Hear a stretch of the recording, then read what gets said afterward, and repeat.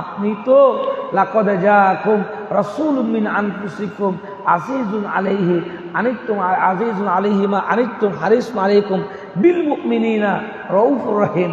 আপনি তো দরদি নবী, মায়ার নবী।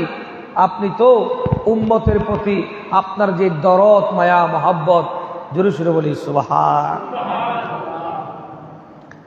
সেজন্য বিনয়ী হওয়া, চরিত্রবান হওয়া, কমল হওয়া, নরম দিল হওয়া, মানুষের প্রতি বিনয়ী হওয়া, চরিত্র গঠন করা একজন মুসলমানের সবচাইতে বড় সম্পদ হলো তার চরিত্র।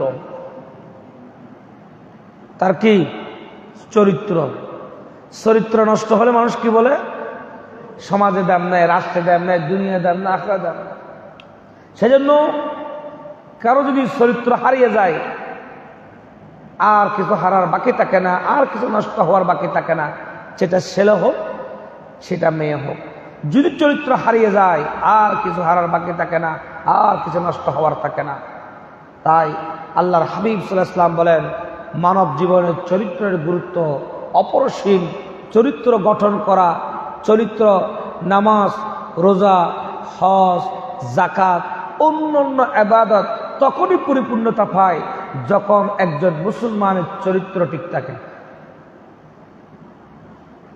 আপনার চরিত্র ঠিক নাই, আপনি 5 ওয়াক্ত নামাজ পড়েন, ওই নামাজ কাজা ফেরা। আপনার চরিত্র ঠিক নাই, আপনি বিনয়ী নয়, আপনি কমল নয়, আপনার ওই ইবাদত।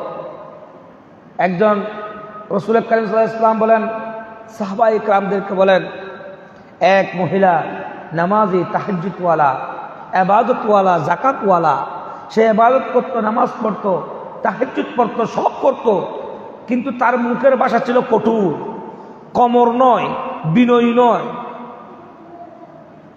আমার নবী বলেন, সে মুখের ভাষা কঠোর হওয়ার কারণে, বিনয়ী না হওয়ার কারণে আল্লাহ তাকে কখনো নাজাত দিবে না। আরেকজন, সে নামাজ পড়ে নাই, ইবাদত বন্দেগী ভালো করে আদায় করতে পারে না, কিন্তু তার হৃদয় কোমল, ভাষা সুন্দর। আমার নবী বলেন, আল্লাহ চাইলে তাকে নাজাত দিতে পারেন। জোরে সোরে বলি সুবহান। আল্লাহুম্মা